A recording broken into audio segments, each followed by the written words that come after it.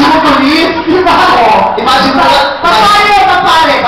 Papare. O, siyempre meron kang libro, babasahin mo yung tayo, yung banal na kasulatan. Pinali. Oo, Tumayo kayo, Chinang Hatley. ano yung ibig sabihin nun? Tumayo kayong lahat. Okay, sunod. Magmimisa tayo, Echi, Didekwa. Ano yun? Magmimisa tayo ngayon. Etechi ang kasabihan, ayoko mong salita, baka karmahin ako. Pag mga Jesus talaga, ayoko. Ayoko, baka karmahin ako. Bakit mo siya mas magaling kaysa sa'yo? Marunong ko masalita ng mga pambakla-bakla.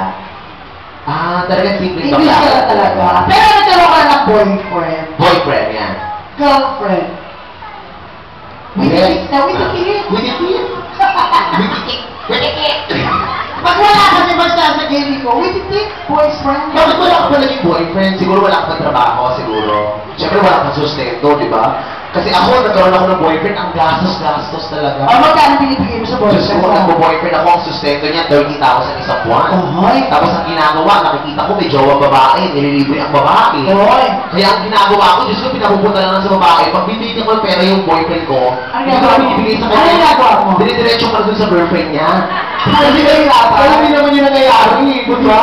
Pero alam mo nangyari? Yung girlfriend niya, girlfriend ko ngayon. Pinagsabay mo? Joke ka siya ngayon. Asan na siya? Joke ka. Alam mo siya magandang pera? We belong. Sige. Oo, babae mo kaya ka ta. Oo, mukhang binte. Lumapit ka nga dito sa